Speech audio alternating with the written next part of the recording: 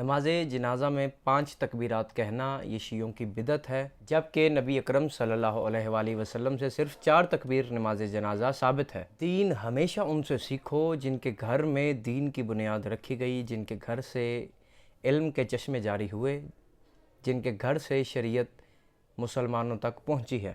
جو دین کے وارث ہیں وہی آپ کو بتائیں گے، وہی آپ کو سمجھائیں گے کہ کون سا عمل کیسے سر انجام دینا ہے۔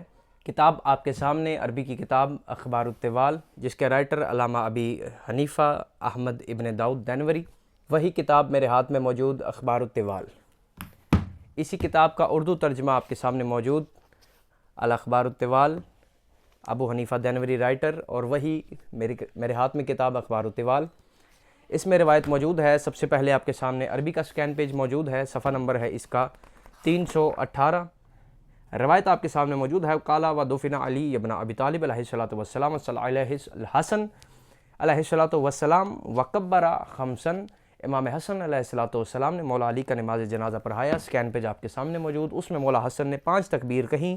اردو کا سکین پیج آپ کے سامنے صفحہ نمبر 333، اس میں بھی یہ روایت موجود ہے۔ امام حسن نے جب مولا علی کی نماز جنازہ ادا کی تو مولا علی نے کے جنازے پر امام حسن نے 5 مرتبہ اللہ اکبر کہا، یعنی 5 تکبیر کے ساتھ نماز جنازہ پڑھایا گیا۔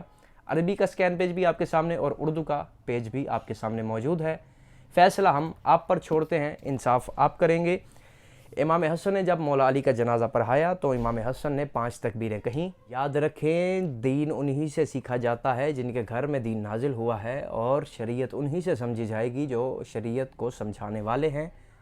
صرف مولا علی کا نہیں بلکہ نبی مکرم صلی اللہ علیہ وآلہ وسلم کا نماز جنازہ بھی 5 تکبیر پڑھایا گیا ہے۔ شیعوں کے بغض میں اپنے دین کو، اپنی شریعت کو غلط رنگ مت دو، اسی طرح سے عمل کرو جس طرح رسول اور آل رسول کیا کرتے تھے۔